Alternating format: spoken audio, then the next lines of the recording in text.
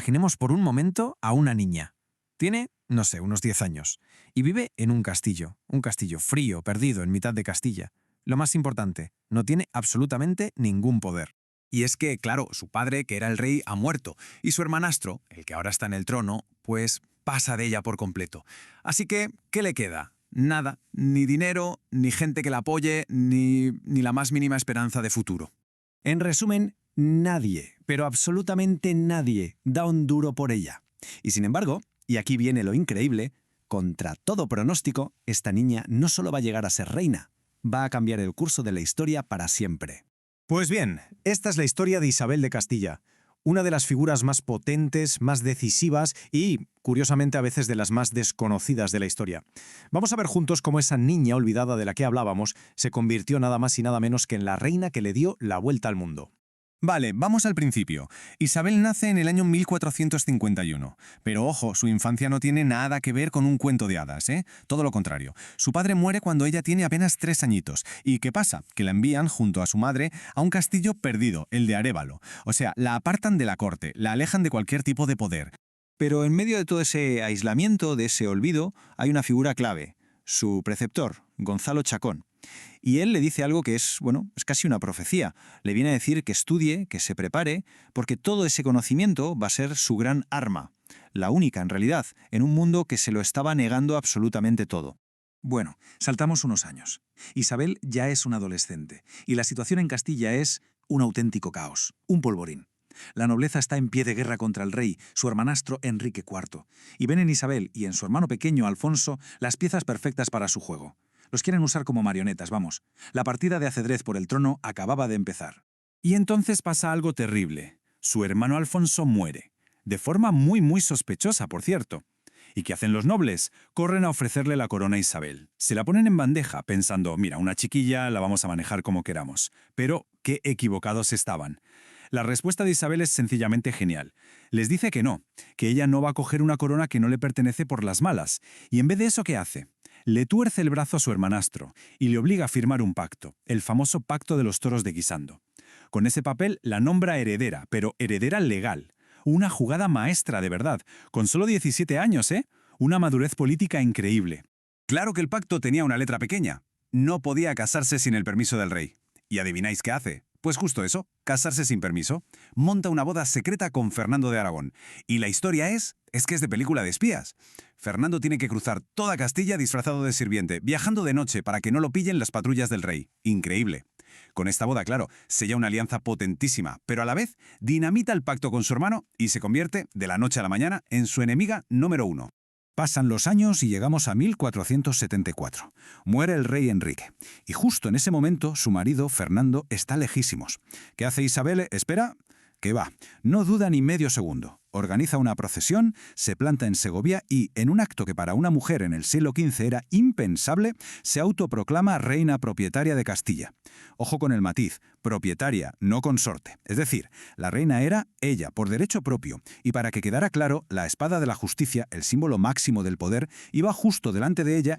Como era de esperar, esta autoproclamación lió una buena. ¿Estalla una guerra civil? Claro. Los que apoyaban a la otra candidata, Juana, se alían con Portugal y van a por todas. Pero Isabel no es de las que se esconde, ¿eh? Ni mucho menos. Mientras Fernando está en el campo de batalla, ella se encarga de todo lo demás. Organiza, recauda dinero para el ejército, un trabajo en equipo en toda regla. Y al final ganan. Aseguran la corona y, poco después, cuando Fernando hereda su reino, se produce la unión, en la práctica, de Castilla y Aragón. Vale, ya están en el poder. Pero ahora empieza lo difícil de verdad. La misión que se pone Isabel entre ceja y ceja es gigantesca. Quiere coger un reino que era un caos, sin ley, todo dividido, y convertirlo en un estado moderno y centralizado. Casi nada. Y su primer gran movimiento es crear la Santa Hermandad. A ver, para que nos hagamos una idea, antes de esto, viajar por los caminos de Castilla era básicamente jugarse la vida. Pues Isabel crea lo que vendría a ser la primera policía estatal de Europa. Un cuerpo armado que se dedica a perseguir bandidos y criminales con una eficacia tremenda. Y funcionó. En poquísimos años, la gente que escribía en la época ya decía que se podía volver a viajar de noche sin miedo. Imaginaos el cambio, fue algo radical.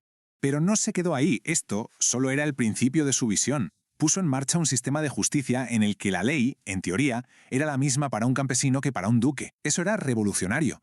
Puso orden en las cuentas del reino, que estaban hechas un desastre. Apoyó la cultura. De hecho, bajo su reinado se publica la primera gramática de una lengua moderna en Europa. Y, por supuesto, culminó la Reconquista, ese proyecto de 800 años con la toma de Granada. Lo que estaba haciendo era, pieza a pieza, construir los cimientos de una nación muy, muy poderosa. Y justo en ese año clave, en 1492, cuando cae Granada, Isabel toma otra decisión. Una decisión que literalmente iba a cambiar los mapas y el mundo para siempre. Decide apostar por un proyecto un poco loco, de un navegante genovés, un tal Cristóbal Colón.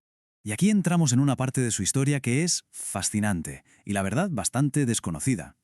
Fijaos qué curioso, desde el minuto 1, incluso antes de que llegara ninguna noticia de abusos ni nada parecido, Isabel ya muestra una preocupación real por la gente que vivía en esas nuevas tierras. Da órdenes muy claras de que se les trate bien, con respeto. Pero Colón, a lo suyo, ignora esas órdenes y empieza a mandar nativos a España para venderlos como esclavos. Cuando Isabel se entera, su enfado es, bueno, las crónicas dicen que fue monumental, y suelta una pregunta que lo dice todo, que es una auténtica declaración de principios. ¿Quién le ha dado permiso a Colón para repartir a mis súbditos? Ojo a la palabra súbditos. Para ella no eran esclavos, no eran mercancía, eran súbditos de la corona de Castilla, como cualquier otro. Y lo mejor es que no se queda en un enfado y ya está. Actúa. Y su respuesta es tajante. Firma una orden para liberar a todos y cada uno de los indígenas que habían traído. Y no solo eso. Los declara súbditos libres de la corona, con exactamente los mismos derechos que cualquier persona de Castilla. Pensemos un momento en lo que esto significa. Estamos hablando del año 1500. Es la primerísima vez en la historia de Europa que un rey o una reina crea un marco legal para proteger los derechos de los pueblos indígenas. Es algo sin precedentes. Y esta idea, esta convicción, la mantuvo hasta su último aliento. Estamos ya en 1504, en su lecho de muerte. Y con las pocas fuerzas que le quedan, ¿sabéis qué hace?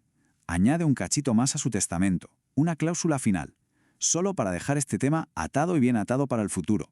Son literalmente sus últimas voluntades, un mandato clarísimo para los que vinieran después. Es un texto increíble, de verdad, donde pide que a los indios se les trate bien, que se sea justo con ellos, que no sufran ningún daño. Con estas palabras estaba poniendo la semillita de lo que mucho después se llamaría el derecho de gentes, que es como el abuelo del derecho internacional que tenemos hoy. O sea que si hacemos un pequeño resumen.